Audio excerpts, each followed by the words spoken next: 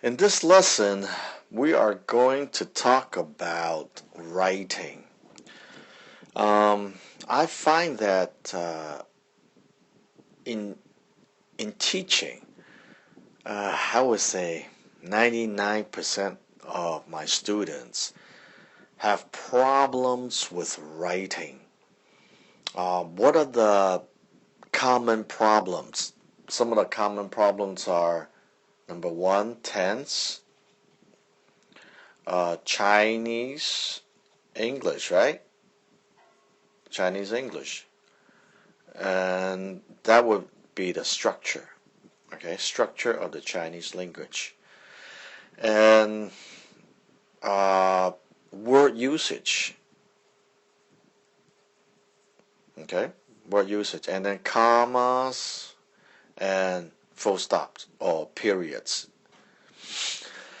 Now, why do we have problems writing? Number one, it's we don't know how to organize the paper. How do you organize a piece of writing? And so today I'm going to share with you how do you organize a piece of writing.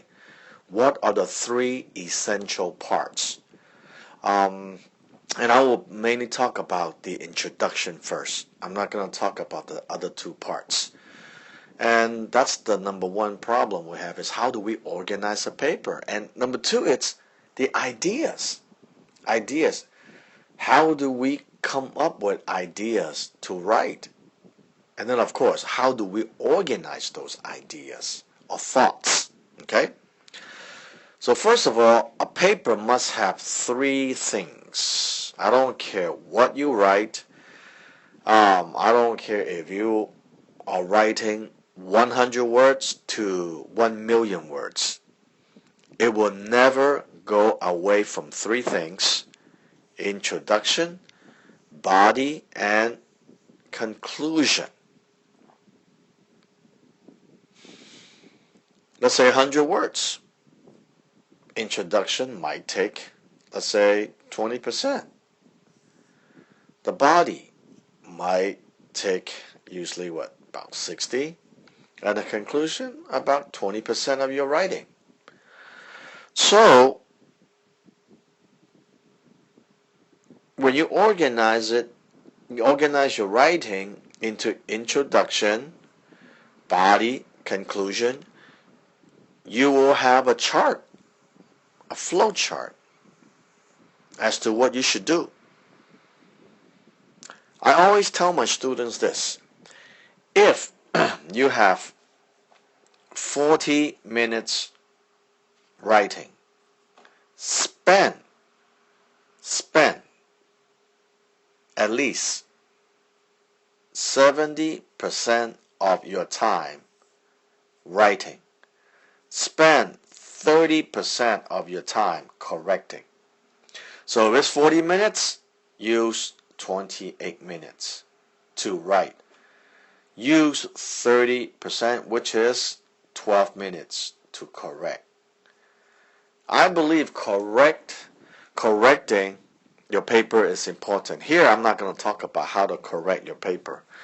Here I want to emphasize the importance of introduction, body, and conclusion. Now, what should you talk about in the introduction?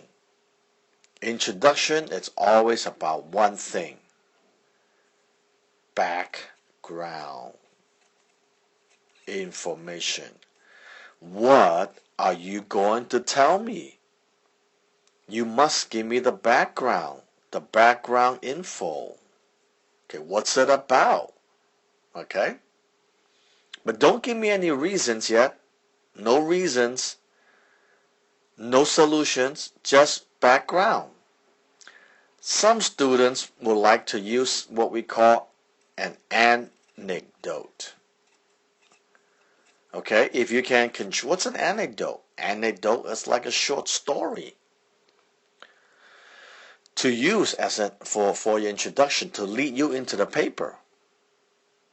Then the second thing you must have is in your paper is thesis or topic. topic statement. What are you trying to tell me? What is your topic? What is your thesis? What are you going to talk about? So mainly, these are the two ingredients you must have in your introduction. Now comes the style, right?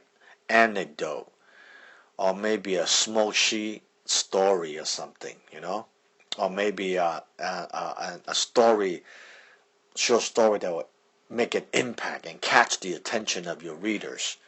So these are the strategies, and we'll talk about that in other videos. But here, I just want to talk about introduction first. Now, how do you gather background information? Okay, let's say the topic is my favorite sport. Okay, my favorite. Okay, no, my favorite hobby. Okay, let's say hobby. My favorite hobby is watching football. Now, when you write, you must write it. You have to look. How should I put it this way? You must know who your audience is. And I suggest to all my students, you must, when you're taking the DSE or the IELTS or the SAT, well, there's no writing in SAT now, but there's still an optional writing if you want to take the writing part. You must write it as if the audience knows nothing about your topic. They don't know nothing about football. So you must write it as if the audience knows absolutely zero. So in your background information, you must explain what football is about. It's like painting a picture, connecting the dots. Now I'm going to show you how to do this. First of all, you should explain on the background. Football was invented. Now I don't know. I don't know when football was invented. I'm not a football fan, but I'm just giving you examples. Okay. Number one, football, 1848. We are pretending that this was the year to which football was invented. We're just pretending. We're not sure. Okay, but we're just using it to write. And John Smith. Well, what's John Smith? We're assuming that this is the inventor of football. Again, we're pretending. World Cup. Well, what's a World Cup? Is it the world's biggest cup? No. It's the biggest football event. Okay? Well, how many years is the World Cup played? Every 4 years. Alright? And then maybe some extra information. Brazil. Well, they won the World Cup. They won the last World Cup. And then what?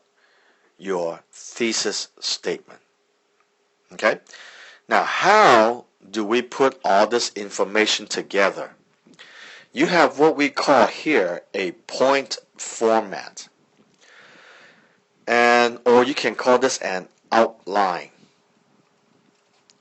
You can do an outline. In fact, when I wrote my thesis paper, I had to do an outline. And it took me a long time to do an outline, really.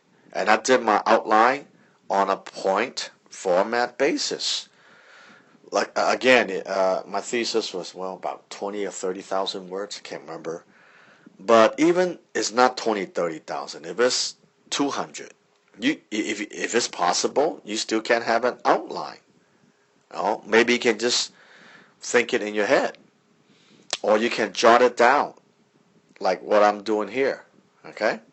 The point format outline. Okay, I'm going to stop right here for this video. And on the next video, I will show you how to connect these points and to make it into sentences. All right, study hard. Bye now.